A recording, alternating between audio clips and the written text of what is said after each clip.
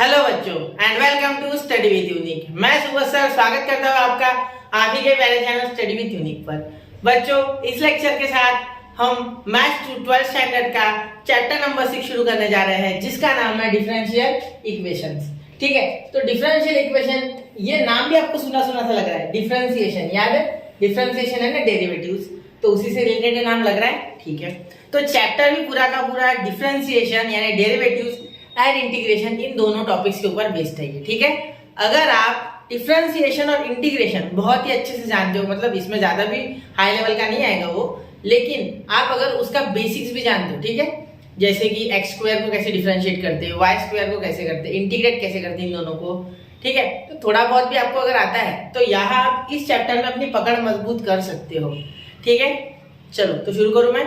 ठीक है, तो अब मैं चैप्टर की इस लेक्चर में आपको एक बेसिक आइडिया और इंट्रोडक्शन दे दूंगा इसके हर टॉपिक का, और कौन से एक्सरसाइज में कैसे क्वेश्चंस है और किस तरीके से हम जो टेक्स्ट बुक में दी गई है 1 2 3 4 5 6 इन 6 टॉपिक्स में हम क्या क्या सीखने वाले हैं वो आपको मैं इस लेक्चर के साथ एक बेसिक आइडिया दे दूंगा। ठीक है, आप कह सकते हो कि आपको एक ब्लूप्रिंट दे दूंगा, जिसके कारण हमें सीखते वक्त वो सारी चीजें आसान जाएगी। ठीक है, तो ये जो नया वीक आने वाला है, ठीक है, इसमें 4-5 दिन में मैं पूरा कवर कर दूंगा ये चैप्टर बहुत ही आसान है, कुछ भी मुश्किल नहीं इसमें। ठीक है, सिर्फ एक्सरसाइजेस कहीं बड़ी है। ठीक है, तो कोई एक्सरसाइज जैसे तीसरी और चौथी एक्सरसाइज थोड़ी बड़ी है।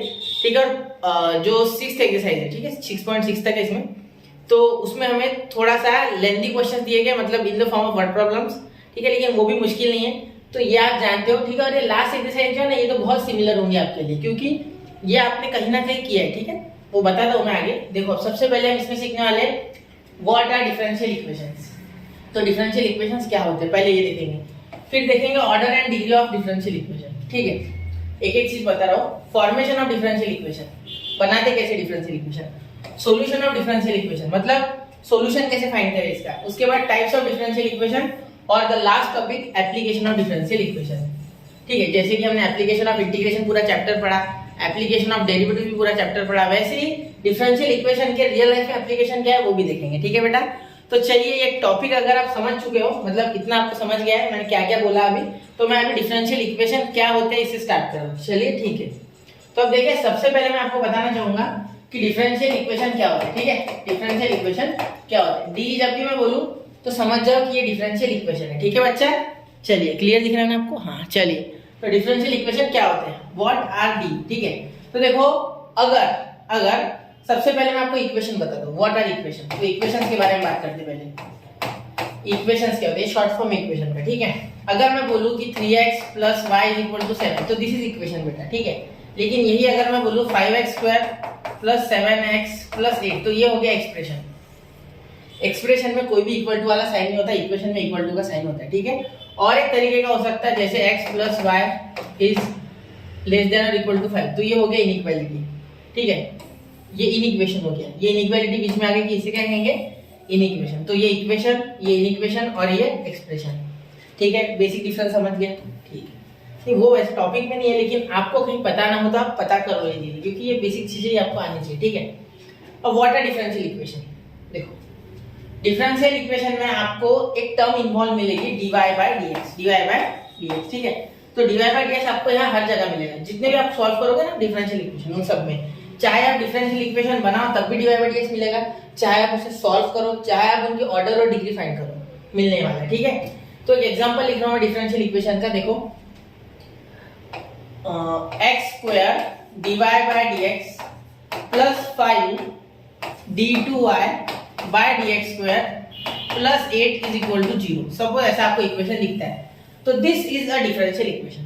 ऐसे इस तरीके का होगा, जरूरी नहीं ये टर्म आए, जरूरी नहीं है कि ये टर्म आए। ठीक है, ये टर्म नहीं भी आए तो भी चलेगा। ठीक है, ये टर्म नहीं भी, स्क्वायर वाली टर्म नहीं भी आए तो भी चलेगा, ये सिंगल टर्म भी आ गई तो भी ओके है। ठीक है, ऐसा कुछ नहीं है कि स्क्वायर वाली टर्म है मतलब डबल डिफरेंशिएशन हो। ये ऑर्डर 2 है, ये ऑर्डर 2 वाली टर्म है। जैसे कि हमने आपको पता होगा डिफरेंशिएशन के लास्ट एक्सरसाइज में हमने हायर ऑर्डर डेरिवेटिव सीखा था, तो उसमें 2 बार 3 बार ऐसे हम डेरिवेट करते थे चीजों को, याद होगा आपको किसी इक्वेशन को, तो वही मैं बोल रहा हूँ। ठीक है, जैसे अगर मैं अभी आपको बताऊं, देखो यहाँ क्या हो जाएगा, सपोज मैंने ऐसे लिखा dy/dx 3dy/dx + x² 3x² + 7 = 0, तो ये भी एक डिफरेंशियल इक्वेशन है। ठीक है, ये भी एक डिफरेंशियल इक्वेशन है, इसमें dy बाय dx है तो भी ऐसा जरूरी नहीं कि d2y बाय dx स्क्वायर ही हो, ठीक है। इसे गलती से भी ऐसे मत पढ़ना dy बाय dx का स्क्वायर, उसका मीनिंग क्या हो गया, ऐसा पढ़ोगे तो dy बाय dx का होल स्क्वायर, ऐसा होता है उसका मीनिंग, ठीक है। यहाँ आपको पढ़ना है d2y बाय dx स्क्वायर, याद रखना है, नोट करो d2y बाय dx स्क्वायर, अगर इसका स्क्वायर हो तो ये ऐसा होना चाहिए, ठीक है। तो हम पढ़ेंगे d2y बाय dx का होल ब्रैकेट का स्क्वायर, अगर इनकेस ऐसा होता है तो, ठीक है। चलो यहाँ तक क्लियर है, ठीक है। सर अब ऑर्डर और डिग्री वाला थोड़ा मैटर देख लीजिए, ठीक है। ऑर्डर और डिग्री वाला देख लेते हैं। अब देखो ऑर्डर और डिग्री कैसे फाइंड करें, है ना, डिफरेंशियल इक्वेशंस की। ये सबसे आसान टॉपिक है बेटा, जो पहले एक्सरसाइज है ना वो तो इतनी इजी है कि आप अगर अभी ये देख लोगे मैं कैसे निकालता हूँ ऑर्डर और डिग्री, तो शायद से पहले क्वेश्चन आप खुद भी कर लो, ठीक है, इतनी आसान है, ठीक है। अब एक एग्जांपल देख लेते हैं, एक दो एग्जांपल देखते हैं, पहला देख लेते हैं, ठीक है। देखो अगर मैं लिखूं x square 2x square d2y by dx square, ये मैं मन से लिख रहा हूँ, ठीक है, प्लस 3 dy बाय dx का होल ब्रैकेट का पावर 6, ठीक है, plus 7 is equal to 0। Suppose मैं ऐसा ही डिफरेंशियल इक्वेशन लिखता हूँ, ठीक है।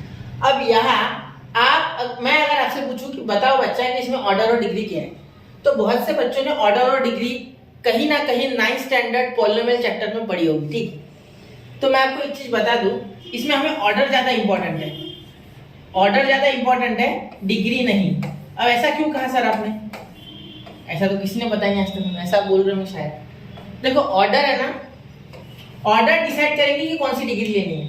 ऑर्डर डोमिनेटिंग फैक्टर है, ऑर्डर का भौकाल है, ठीक है, ऑर्डर का डोमिनेंस, ऐसा बोल दो, ठीक। डोमिनेटिंग फैक्टर आपका ऑर्डर है यार, मतलब अगर आपको ऑर्डर जिसकी लोगे आप उसी की डिग्री लेनी होगी।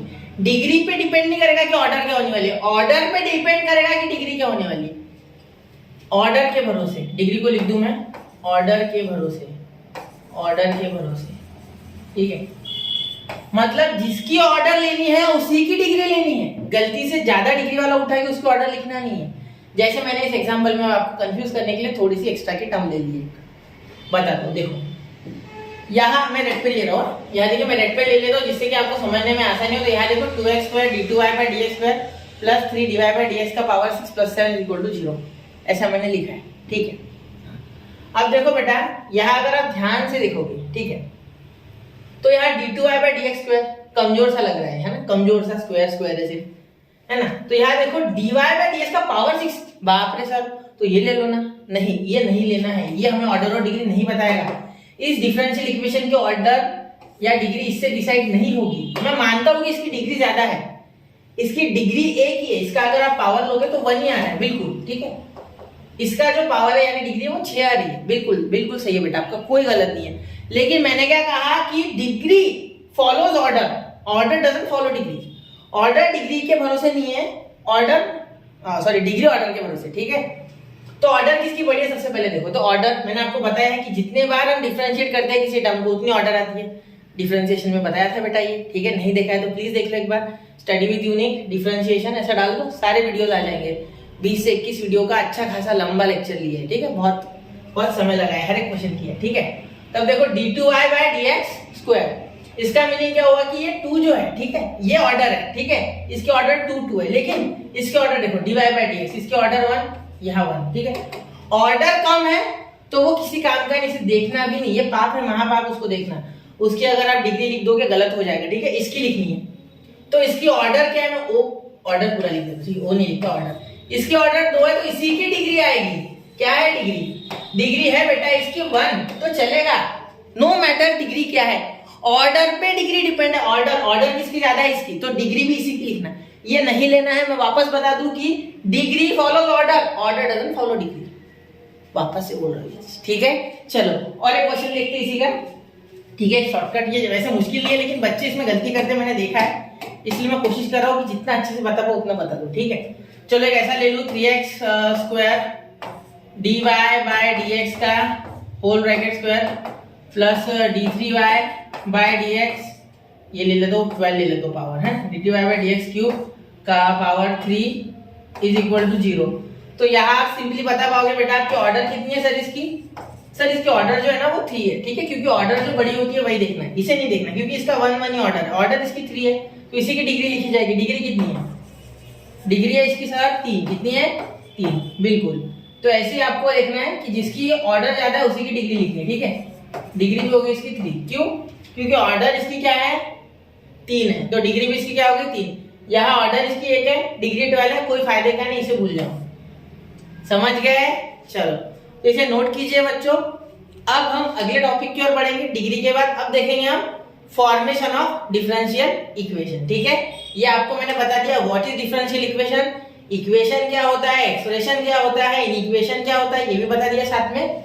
और मैंने आपको ऑर्डर एंड डिग्री का भी पूरा कांसेप्ट समझा दिया है, ठीक है। याद रखना कि ऑर्डर इंपॉर्टेंट है, ऑर्डर का भोकाल है, डिग्री का नहीं। ऑर्डर के भरोसे ही डिग्री लिखी जाएगी, ठीक है। चलिए अब बढ़ते हैं अगले टॉपिक की ओर। इसे नोट कीजिए 1, 2 and 3। तो नोट कर लिया बच्चों। चलिए अब मैं आपको पढ़ाऊंगा कि फॉर्मेशन ऑफ डिफरेंशियल इक्वेशन, ठीक है। तो फॉर्मेशन ऑफ डिफरेंशियल इक्वेशन क्या होता है बेटा? तो डिफरेंशियल इक्वेशन फॉर्म करना होता है, बहुत ही आसान टॉपिक है ये भी, फॉर्मेशन ऑफ डिफरेंशियल इक्वेशन। मैं जब भी डी लिखो तो समझ जाओ कि ये डिफरेंशियल इक्वेशन की बात कर रहे हैं सर, ठीक है। मैं डिफरेंशियल इक्वेशन की बात करूंगा जब भी मैं डी लिखूंगा, ठीक है। चलो तो डी यानी डिफरेंशियल इक्वेशन। तो अगर आपका ऐसा है कोई भी एक आ जाए इक्वेशन कि x square plus y square plus 3 is equal to 0, ऐसा कुछ आ रहा है, ठीक है। ऐसा आ रहा है, सपोज ये आसान है, ठीक है। तो इसे जब आप डिफरेंशिएट करोगे तब डिफरेंशियल इक्वेशन बनेगा। जब भी आपको बोला जाए कि फॉर्मेशन ऑफ डिफरेंशियल इक्वेशन मतलब form a differential equation, then you will always differentiate. क्या करोगे? डिफरेंशिएट करोगे आप, क्या करोगे? डिफरेंशिएट, ठीक है बेटा। चलो तो ये नोट कर लेना, जब भी आपको बोला जाए कि form a differential equation, then you will always differentiate, then you will always differentiate, then you will always differentiate, याद रखना, ठीक है। चलो तो यहाँ differentiate with respect to x ही करना है आपको, कुछ और कुछ नहीं करना है। Differentiate with respect to x, ठीक है। तो क्या हो जाएगा बेटा? देखो इसको करोगे डिफरेंशिएट तो क्या हो गया 2x, यहाँ 2x हो गया, प्लस यहाँ क्या हो गया आपका 2y, ठीक है। और यहाँ हो जाएगा dy/dx, ठीक है, प्लस इसका 0 इज इक्वल टू 0। इतना आसान नहीं आएगा, यहाँ एक आर्बिटरी कांस्टेंट भी दिया रहेगा, ठीक है। आर्बिटरी कांस्टेंट भी दिया रहेगा, ठीक है, जो आपको हटाना रहेगा, ठीक है। तो ये भी मैं आपको बता देता हूँ क्या होता है, ये क्वेश्चन में मैं कराऊंगा आपको, वैसे सिर्फ अभी बता रहा हूँ इंट्रोडक्शन, ठीक है। आर्बिटरी कांस्टेंट, अगर आर्बिटरी कांस्टेंट यानी ये x और y को छोड़ के कोई भी टर्म, जैसे सपोज a b आ जाए, c d आ जाए, कुछ भी, जनरली a b दिए रहते हैं, ठीक है। एग्जांपल्स में a b है। तो अगर यहाँ 2 आर्बिटरी कांस्टेंट है, ठीक है, तो आप 2 बार डिफरेंशिएट करेंगे, 2 टाइम्स डिफरेंशिएशन, 2 टाइम्स डिफरेंशिएशन, ठीक है। अगर एक आर्बिटरी कांस्टेंट है तो 1 टाइम डिफरेंशिएशन, ठीक है, 1 टाइम डिफरेंशिएशन। अगर मैं दूसरी भाषा में बोलूं तो कुछ इस तरीके से, देखो दूसरी भाषा में है ना, उर्दू में नहीं बोलने वाला, इसी को अलग तरीके से बताने की कोशिश कर रहा हूँ। देखो अगर आप ये लिख लो तो बहुत ही अच्छी बात है, ठीक है। देखो नोट करो, जितनी डिग्री होगी डिफरेंशियल इक्वेशन की, मतलब जो आप सॉल्व करोगे ना, इसी से डिफरेंशिएट करोगे, तो जितने बार आप इसे डिफरेंशिएट करोगे उतनी ही तो आपकी डिग्री आएगी, है ना। सॉरी ऑर्डर, सॉरी मैंने क्या बोला, ऑर्डर, ठीक, ऑर्डर। यानी अगर हम 2 टाइम डिफरेंशिएट कर रहे हैं तो आपकी ऑर्डर क्या हो जाएगी 2। तो मैं बोल रहा हूँ अब देखो, number of arbitrary constant, number of arbitrary constants, ठीक है, एक कांस्टेंट इतने लिखा मैंने, ठीक है, is equal to order of D यानी डिफरेंशियल इक्वेशन। मतलब जितने आर्बिटरी कांस्टेंट होंगे उतनी ही ऑर्डर ऑफ डिफरेंशियल इक्वेशन होगी, क्योंकि उतने ही बार हमें उस इक्वेशन को, जो भी आपको दिया हुआ इक्वेशन है, उसे डिफरेंशिएट करना होगा डिफरेंशियल इक्वेशन बनाने के लिए, ठीक है। क्योंकि डिफरेंशियल इक्वेशन में किसी भी तरीके के आर्बिटरी कांस्टेंट को जगह नहीं है। आर्बिटरी कांस्टेंट जहां भी दिखे इन्हें खत्म कर दो, ठीक है, वरना आपका डिफरेंशियल इक्वेशन वैलिड नहीं है, ठीक है, ठीक है। इसमें तो मैंने लिया ही नहीं बोलना, ये तो आसान ले लिया मैंने, बहुत ही क्वेश्चन, ठीक है, ये तो बहुत ही आसान था, हलवा ले लिया मैंने एकदम, जिससे कि आपको एक बार समझ जाए, ठीक है। तो याद रखना, जब भी आपको इस तरीके से डिफरेंशियल इक्वेशन बनाने को बोला जाए तो please remove each and every arbitrary constant, otherwise it will not be converted to the differential equation, it will not be correct, ठीक है, समझ गए। चलिए तो इतना नोट कीजिए, ठीक है। फॉर्मेशन ऑफ डिफरेंशियल इक्वेशन भी मैंने आपको शॉर्ट में बता दिया, साथ में आर्बिट्रेरी कांस्टेंट क्या होते हैं वो भी बता दिया, ठीक है। अब बढ़ते हैं अगले टॉपिक की ओर, 1, 2 and 3। तो नोट कर लिया बच्चों, चलिए आई होप आपने नोट कर लिया होगा। अब हम अगला टॉपिक देखने जा रहे हैं बच्चों, जो कि है सॉल्यूशन ऑफ डिफरेंशियल इक्वेशन, जैसे कि आप देख पा रहे हैं, ठीक है। अब बेटा सॉल्यूशन और डिफरेंशियल इक्वेशन क्या होता है, इसमें भी दो तरीके के सॉल्यूशन रहेंगे। देखो सुनो, पहला सॉल्यूशन जो रहेगा बेटा वो रहेगा आपका जनरल सॉल्यूशन, जनरल, ठीक है, जनरल सॉल्यूशन। और आप जो सेकंड सीखोगे वो सीखोगे पर्टिकुलर सॉल्यूशन। अब दोनों में फर्क कुछ ज्यादा नहीं है, सॉल्विंग सेम है, ठीक है, सिर्फ फर्क सिर्फ इतना है बेटा कि पर्टिकुलर सॉल्यूशन में आपको x एंड y इन दोनों की वैल्यू जो रहेगी वो गिवन रहेगी। क्या रहेगी? गिवन, ठीक है, मतलब एक इक्वेशन रहेगा उसके साथ x और y की वैल्यूज गिवन रहेगी, ठीक है। लेकिन जनरल सॉल्यूशन ऐसा होगा कि आपको वहां जो एक क्वेश्चन है उसमें कुछ एक्सप्रेशन, मतलब सॉरी लास्ट में एक इक्वेशन आएगा, ठीक है, उस इक्वेशन में आपको वैसे के वैसे छोड़ना है उसे, लेकिन पर्टिकुलर में आपको x और y की वैल्यूज पुट करनी होगी और उसका एक पर्टिकुलर सॉल्यूशन निकालना होगा, ठीक है। चलो, तो मैं सोच रहा हूँ एग्जांपल आपको सॉल्व करके बताऊं इसका, ठीक है। तो चलिए मैं एक एग्जांपल इसका करके बता रहा हूँ आपको, ठीक है। यहाँ साइड में कर लेता हूँ एग्जांपल, ठीक है, पहले थोड़ा सा छोटा कर लूँ मार्कर को। हाँ चलो, तो एक एग्जांपल ले रहा हूँ मैं, ठीक है, आप ही के टेक्स्ट बुक से ले रहा हूँ, ठीक है, क्योंकि बाहर का एग्जांपल नहीं ले रहा हूँ मैं, ठीक है। dy by dx is equal to x under root 25 minus x square, 25 minus x square, ठीक है। इसे हमें सॉल्व करना है, ठीक है बेटा, क्लियर दिख रहा है ना आपको ये? ठीक है, बिल्कुल क्लियर दिख रहा है, ठीक है। अब इसे सॉल्व कैसे करें सर? याद रखना बेटा, जब भी आप डिफरेंशियल इक्वेशन सॉल्व करोगे, ठीक है, तो सॉल्यूशन निकालने के लिए हमेशा इंटीग्रेट ही करना है। क्या करना है? इंटीग्रेट, हमेशा इंटीग्रेट ही करना है आपको, ठीक है। और दूसरी ट्रिक मैं आपको जब क्वेश्चंस लूंगा इसके, मतलब एक्सरसाइज में जाऊंगा तब और अच्छे से बताऊंगा, ठीक है। लेकिन अभी सिर्फ इतना सुन लो कि जब भी सॉल्यूशन निकालो तब इंटीग्रेट ही करो, लेकिन जरूरी नहीं है कि डायरेक्टली इंटीग्रेट ही कर सकते, ठीक है। अभी ये क्वेश्चन में सिर्फ x है वेरिएबल, तो आसान हो जाएगा ये। मैं क्या करूंगा, सीधा dy इधर रख लूंगा, ठीक है, ये dx को उधर भेज दूंगा, यहाँ सॉल्यूशन चालू कर रहा हूँ, ठीक है। यहाँ x under root 25 minus x square और dx यहाँ भेज दे रहा हूँ, ठीक है, यहाँ डायरेक्टली dx मैंने भेज दिया। लेकिन यही क्वेश्चन अगर कुछ ऐसे होता 3x y is equal to dy by dx, कुछ ऐसे होता सपोज, ठीक है। तो इसे कहते हैं variable separable form, variable separable form. मैं वापस रिपीट करना चाहूंगा, वेरिएबल सेपरेबल फॉर्म, ठीक है। तो यहाँ ये 3x तो यही रहेगा, ये dx इधर आ जाएगा और ये जो y है ये उस साइड चले जाएगा, मतलब ये 1/y हो जाएगा और यहाँ dy, और इन्हें इंटीग्रेट करना होगा तब आपका सॉल्यूशन आएगा, ठीक है। मतलब y के जो कैंडिडेट्स रहेंगे वो y के साइड भेजो और x के पूरे कैंडिडेट्स x के साइड ले लो।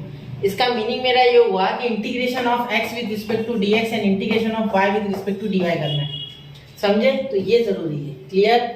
चलो, तो ये बात समझ गए। तो ये क्वेश्चन हम एक्सरसाइज में देखेंगे, ठीक है। फिलहाल मैंने एक इजी क्वेश्चन लिया है, ठीक है। तो यहाँ हम इंटीग्रेट कर देंगे, तो integration of dy is equal to integration x under root 25 minus x square dx, ठीक है। अब आप सब जानते हो कि इसे डिफरेंशिएट नहीं, सॉरी इसे इंटीग्रेट नहीं किया जा सकता, ठीक है, क्योंकि ये रूट के अंदर ऊपर से 25 माइनस एक्स स्क्वायर है, यहाँ हमें लीनियर चाहिए तब आसानी से सॉल्व होगा।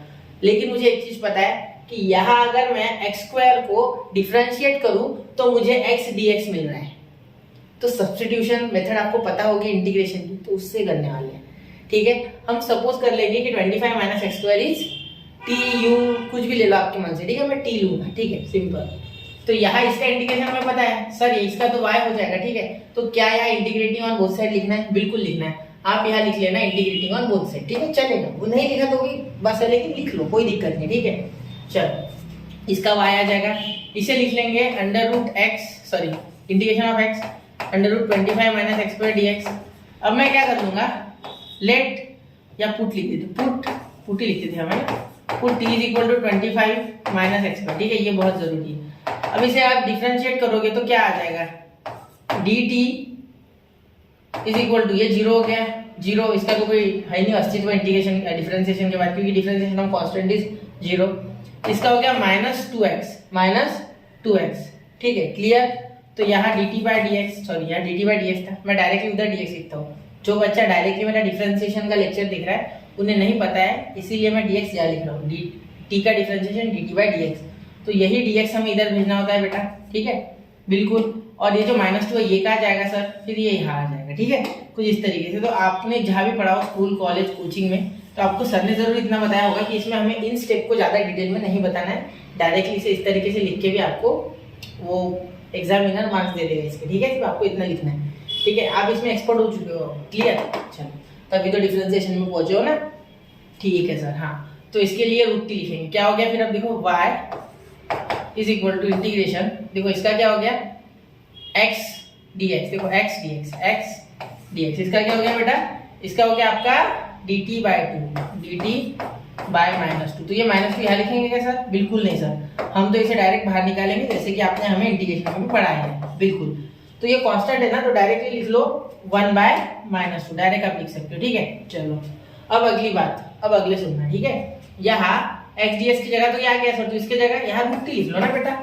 बिल्कुल, अब तो यहाँ आप लिखेंगे बेटा हम क्या, ये इसे इधर लेके आना है। ठीक है, बात इस इक्वल टू इसे इधर लेके आएंगे आप, तो क्या हो जाएगा, ये माइनस है। ठीक है, उधर जाएंगे क्या हो जाएगा आपका प्लस। ठीक है, ये माइनस है ना, तो इधर लेके आएंगे तो प्लस हो गया, प्लस इंटीग्रेशन ऑफ t का जो रूट है उसे हम लिखेंगे 1/2 dt इज इक्वल टू 0।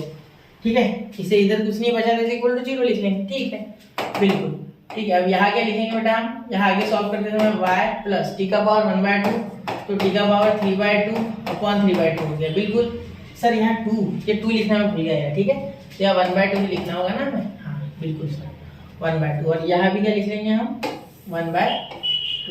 ठीक है, बिल्कुल सर 1/2 लिख लेंगे, ये माइनस वाला डायरेक्ट उधर लेके जाते हैं। ठीक है, तो यहाँ भी हो गया 1/2। ठीक है सर, चलो बिल्कुल।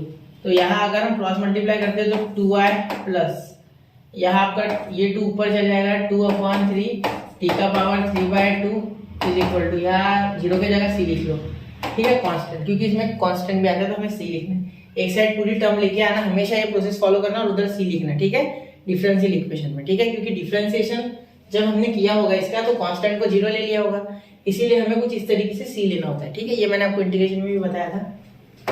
अब देखो, अब यहाँ हमने इसे सॉल्व कर लिया, क्रॉस मल्टीप्लाई, यहाँ 2/3 t का पावर 3/2। बिल्कुल, अब हमें रिपीट करना है। ठीक है, यहाँ हमें t की वैल्यू रिटर्न करनी है। ठीक है, रिपीट नहीं, रिटर्न करनी है 25 माइनस x²। सबसे पहले तो क्रॉस मल्टीप्लाई, तो 6y प्लस 2 t का पावर t यानी 25 माइनस x² का पावर 3/2, और ये अपॉन में क्या हो गया इसके 3 इज इक्वल टू c। ठीक है, तो चलो यहाँ लिख लेंगे 6y plus 2 in bracket 25 minus x² 3/2 is equal to, ये 3c हो गया। तो याद रखना 3c भी c ही होता है, कोई फर्क नहीं पड़ता है, कांस्टेंट को कुछ भी मल्टीप्लाई कर दो आप, कांस्टेंट वैसे ही रहेगा। ठीक है, तो आप यहाँ लिख दोगे 6y plus 2 in bracket 25 minus x² का power 3/2 is equal to c। ये हो गया आपका यहाँ आंसर। ठीक है, तो यहाँ मैंने आपको सॉल्यूशन ऑफ डिफरेंशियल इक्वेशन का एक क्वेश्चन करके दे दिया, जनरल सॉल्यूशन वाला। पर्टिकुलर मैंने आपको बताया किस तरीके से होता है, और वेरिएबल सेपरेबल फॉर्म भी मैंने आपको बता दिया। ठीक है, तो नोट कीजिए बेटा 1, 2 एंड 3। तो आई होप बच्चों आपने नोट कर लिया होगा। ठीक है, अब मैं आपको बताने जा रहा हूँ कि लीनियर, एक मिनट, चलो मैंने इधर निकाल लिया डायरेक्ट, सॉरी। अब मैं आपको बताने जा रहा हूँ कि लीनियर डिफरेंशियल इक्वेशन क्या होता है, और साथ ही में होमोजीनियस डिफरेंशियल इक्वेशन क्या होता है। देखो, इस साइड में आपको होमोजीनियस बताऊंगा और उस साइड में आपको लीनियर बताऊंगा। ठीक है, एक मिनट, होमोजीनियस। ठीक है, होमोजीनियस है ना बेटा, सेम टू सेम। ठीक है, इसका मीनिंग होता है सेम टू सेम। अब क्या सेम टू सेम बता रहा हूँ, एक मिनट।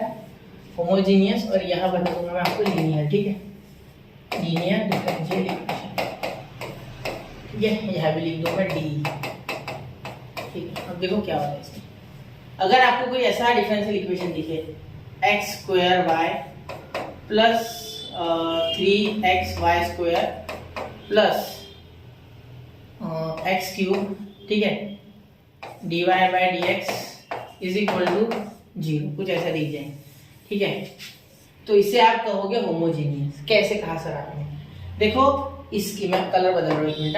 देखो, इसकी डिग्री और इसकी डिग्री मिला के कितनी हो रही है? देखो, इसका 2 डिग्री, इसका 1 डिग्री ऐड करना है तो 3 हो गया। बिल्कुल, कोएफिशिएंट्स की डिग्री नहीं लेनी है, कोएफिशिएंट इसको नहीं गिनना है। ठीक है, याद रखना, सिर्फ आपको वेरिएबल का देखना है। इसकी डिग्री 1 सर, इसकी डिग्री 2, तो 1 और 2 इसका 3 हो गया। बिल्कुल, अब देखो इसकी डिग्री कितनी है 3, तो यहाँ क्या लिख देंगे हम? बिल्कुल, तो 3 डिग्री सेम आ गई, इसीलिए ये होमोजीनियस डिफरेंशियल इक्वेशन है। बिल्कुल, क्यों? क्योंकि डिग्री सेम आ गई बेटा। ठीक, अब ऐसे अगर और एक क्वेश्चन हो, sorry, x² plus 3y² x plus d2y/dx² x is equal to 0। यहाँ एक बात अगर ध्यान से देखोगे तो इसकी डिग्री 2 है, इसकी डिग्री 3 आ रही है। देखो, 2 इसकी, 1 इसकी, तो 3 इसकी 1, तो ये नहीं है बेटा, ये होमोजीनियस नहीं है। तो होमोजीनियस कब होगा? जब सबकी डिग्री सेम टू सेम हो। जरूरी नहीं है कि सिर्फ आपको एक्स की डिग्री देखनी है उसमें या वाई की, दोनों की मिला के चलेगा।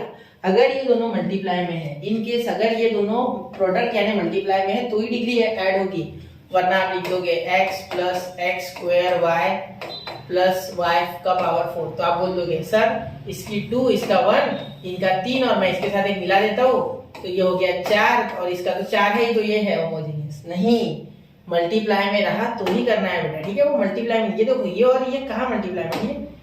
एक मिनट, ये और ये कहाँ मल्टीप्लाई में? ये तो बेटा एडिशन सब्ट्रैक्शन में है ना।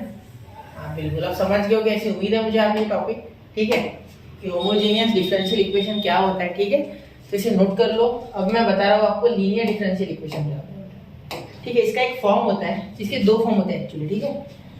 देखो कैसे, एक होता है बेटा dy बाय dx, पहला फॉर्म लिखा हुआ पहला, ठीक है, dy by dx plus py is equal to q, sorry see क्या लिखा हुआ q, ठीक है। और दूसरा फॉर्म जो होगा वो होगा dx by dy plus px is equal to q, ये होगा दूसरा फॉर्म। बिल्कुल बेटा, ये दोनों फॉर्म होने चाहिए, dy by dx plus py is equal to q, dx by dy plus px is equal to q, ठीक है। अब इन्हें सॉल्व कैसे करना है वो डिटेल में हम उधर ही देखेंगे जब हम सॉल्व करेंगे 6.5 एक्सरसाइज इस पे पूरी बेस, ठीक है। आपको शॉर्टकट में बता दूं कि इसकी जो पहले स्टेप होगी उसमें तो हम p और q निकाल लेंगे, क्या p है और क्या q है, ये पहली स्टेप होगी, स्टेप 1, ठीक है। Step 1 S1 step 1। स्टेप 2 क्या होगी सर? स्टेप 2 में बेटा हम करेंगे इसमें इंटीग्रेटिंग फैक्टर फाइंड करेंगे। इंटीग्रेटिंग फैक्टर डिपेंड करता है, इसके लिए जो इंटीग्रेटिंग फैक्टर होगा ये पहले वाले के लिए, ठीक है, पहले वाले के लिए इंटीग्रेटिंग फैक्टर होगा आपका e if is equal to, ऐसे लिखेंगे e का इंटीग्रेशन, e के पावर में इंटीग्रेशन ऑफ p dx, क्योंकि नीचे dx है, ठीक है, नीचे का dx, यहाँ नीचे dy है, ऐसे मैंने याद किया, ठीक है, इसलिए आपको ये ट्रिक बता रहा हूँ, जो नीचे है उससे, ठीक है। यहाँ लिखेंगे e इंटीग्रेशन p dy, यहाँ dy है इसलिए, ठीक है। तो इस तरीके से आपका इंटीग्रेटिंग फैक्टर आ जाएगा, ठीक है। अब दूसरा बताओ, ठीक है, ये स्टेप हो गई। अब थर्ड स्टेप बता रहा हूँ आपको, जो फाइनल है, ठीक है। यहाँ आप लगाओगे y into integrating factor is equal to, ध्यान देना, y into integrating factor integration of q, ठीक है, इंटू इंटीग्रेटिंग फैक्टर और यहाँ dx, इसके लिए, ठीक है, इसके लिए dx, ठीक है बेटा। चलो इसके लिए यहाँ dy आ जाएगा, और क्या फर्क है, ठीक है। चलिए तो इसे नोट कीजिए, ठीक है। चाहो तो आप ये लिखो या मत लिखो, ये तो मैंने आपको सिर्फ इंट्रोडक्शन दिया, इसमें एक क्वेश्चन भी नहीं ले रहा हूँ मैं, ठीक है, क्योंकि वहां बहुत सारे क्वेश्चन करेंगे, बहुत ही अच्छे से पढ़ेंगे, ठीक है। तो इतना नोट कर लो, फिर मैं अगले टॉपिक की ओर बढ़ रहा हूँ, ठीक है। 1 2 and 3 तो नोट कर लिया बच्चा। चलिए तो here we go on the last topic, जो कि लास्ट टॉपिक है हमारा एप्लीकेशन और डिफरेंशियल इक्वेशन, ठीक है। एप्लीकेशन, एक minute, application of differential equation, ठीक है। चलो ये टॉपिक है आपका अभी, एप्लीकेशन और डिफरेंशियल इक्वेशन, बिल्कुल, ठीक है। तो इसमें देखेंगे हम किस तरीके से हम यूज करते हैं इन रियल लाइफ डिफरेंशिएशन का, बिल्कुल, ठीक है। चलो तो अब हम देखेंगे बेटा कि किस तरीके से हम डिफरेंशियल इक्वेशन का यूज करते हैं इन रियल लाइफ। अब सबसे पहला जो यूज है बेटा वो आप यूज करते हो पॉपुलेशन के लिए, पॉपुलेशन ग्रोथ, ठीक है, पॉपुलेशन ग्रोथ के लिए, ठीक है, पॉपुलेशन ग्रोथ, ठीक है। ये जो पॉपुलेशन ग्रोथ होता है बेटा, ठीक है, ये पॉपुलेशन ग्रोथ जो होता है, ठीक है, ये हम किसी कल्चर यानी बैक्टीरिया की बात चल रही है, ठीक है। अब एक मेरी बात सुनो, ठीक है, आपको पता होगा, ये मैं बायोलॉजी में नहीं घुस रहा हूँ, मैं सिर्फ आपको इससे रिलेटेड टॉपिक बता रहा हूँ, ठीक है। देखो क्या होता है, हमारी मम्मी, ठीक है, जब आपके घर पे दही लिया जाता है, वो कोई खाता नहीं, बहुत खट्टा हो जाता है, तो इतने खट्टे दही को हम नहीं खा सकते, तो हम क्या करेंगे, दही लगा देंगे, यानी उसमें थोड़ा सा दूध मिक्स करते हैं, मुझे इतना आइडिया नहीं, लेकिन दूध ही मिक्स करते हैं मेरे ख्याल से। तो दूध मिक्स करते हैं तो उसमें जो लैक्टोबैसिलस बैक्टीरिया होता है, ठीक है, लैक्टोबैसिली जो कहते हैं, ठीक है, वो बैक्टीरिया उस दूध में के लैक्टोज को खाता है। लैक्टोज जो होता है ना दूध में, शुगर ऑफ मिल्क जिसे बोलते हैं लैक्टोज, उसे खाता है और खुद की पॉपुलेशन बढ़ाता है और लैक्टोबैसिली बैक्टीरिया बढ़ने लगते हैं, ठीक है। तो दूसरे दिन हमें एक अच्छा दही मिलता है जो कि कम खट्टा होता है और जो कि एडिबल होता है, खाने लायक होता है। एकदम खट्टा दही नहीं खा सकते हम, ये तो आपको पता होगा। ठीक है, कोई कोई खाता होगा लेकिन इतना खट्टा नहीं खाना चाहिए। ठीक है, उससे आपको थ्रोट इन्फेक्शन वगैरह कुछ हो सकता है। वैसे ही जो दही होता है वो गर्म होता है लैक्टोबैसिलस के कारण। ठीक है, चलो तो मैं इसमें नहीं जा रहा हूँ बायोलॉजी में, सिर्फ बता रहा हूँ। ठीक है, बैक्टीरिया या दूसरा किसी कंट्री की पॉपुलेशन की ग्रोथ, कंट्री या कोई भी एरिया या कोई भी रीजन, ठीक है, उसकी पॉपुलेशन ग्रोथ। कौन सी? Population growth. ठीक है, अब जैसे कि आपको पता होगा हर 10 साल में इंडिया में सेंसस होते हैं। 2010 में हुए थे, शायद 2011 में हुए थे बोलता हूँ मैं। ठीक है, लेकिन 2020 में तो हुए नहीं ना, 21 में, क्योंकि लॉकडाउन था, कोरोना था। ठीक है, तो अभी हमने सेंसस नहीं किया तो हमें पता कैसे चला कि देश में कितने लोग हैं। जैसे कि अभी फिलहाल 141 CR के आसपास हमारे इंडिया की पॉपुलेशन, ऐसा बोला गया। तो ये किस बेसिस पे बोला गया? तो वहां डिफरेंशियल इक्वेशन का यूज करके उन्होंने हमें बताया है कि 141 CR अभी अप्रोक्सीमेट पॉपुलेशन, अप्रोक्सीमेट बात है ये पूरा पक्का नहीं है, अप्रोक्सीमेट है कि 141 करोड़ है भाई, इतनी बढ़ चुकी है, मतलब इतना रेट है, और उस रेट से हमने कैलकुलेट कर लिया। ठीक है, जरूरी डिफरेंशियल इक्वेशन यूज किए जाए, इसके और भी तरीके हैं, लेकिन मैं बोल रहा हूँ इससे भी हम निकाल सकते हैं। ठीक है, तो ये समझ गया पॉपुलेशन ग्रोथ। ठीक है, अब नेक्स्ट जो है वो आपकी फिजिक्स से रिलेटेड टॉपिक है, जो कि होता है radioactive decay, half life वगैरह। ये आपने पढ़ा है फिजिक्स में। आपका चैप्टर नंबर है 15 एटम एंड न्यूक्लियाई। 15 है ना, 14 या 15 atom and nuclei state board के हिसाब से। ठीक है, तो यहाँ देखेंगे हम रेडियो एक्टिव डीके। एक बार देख लो, मैं कोई फिजिक्स नहीं पढ़ा रहा, ना कोई बायोलॉजी पढ़ा रहा। ठीक है, जो है वो। ठीक है, रेडियो एक्टिव डीके मैथ्स के टॉपिक है सारे। अब रेडियो एक्टिव डीके जो है बेटा, इसमें आपको रेडियो एक्टिव एलिमेंट लेते थे, जैसे पोलोनियम, थोरियम, यूरेनियम, है ना, ऐसे सारे। तो अब इसमें क्या करते थे आप? हाफ लाइफ निकालते थे। फिजिक्स में हाफ लाइफ निकाला होगा आपने, है ना। तो अब देखो यहाँ आप क्या करोगे, यहाँ आप इनका कैलकुलेट करोगे। किस तरीके से कैलकुलेट करोगे हाफ लाइफ? तो यहाँ किसी एलिमेंट को कितना मास, देखो कोई भी सपोज इसे x से डिनोट करते हैं। ठीक है, यहाँ मैंने p से किया था ना इसे, हाँ, यहाँ पॉपुलेशन को p से बोलते हैं। ठीक है, तो यहाँ और एक इन्फॉर्मेशन देनी रहेगी, वो बता दूं कि जो dp/dt होता है, ठीक है, dp/dt यानी population with respect to time is directly proportional to current population, याद रखना। ठीक है, तो वो डायरेक्टली पॉपुलेशन को क्या रहेगी? डायरेक्टली प्रोपोर्शनल रहेगी। Change in population is directly proportional to the population. ठीक है, याद रखना है। ठीक है, हाँ, ऐसे ही यहाँ x, सपोज आपने x मास का एक एलिमेंट लिया, मतलब कोई भी यूरेनियम, पोलोनियम वगैरह। ठीक है, और कुछ देर बाद उसका मास रिड्यूस होता है। क्या होता है?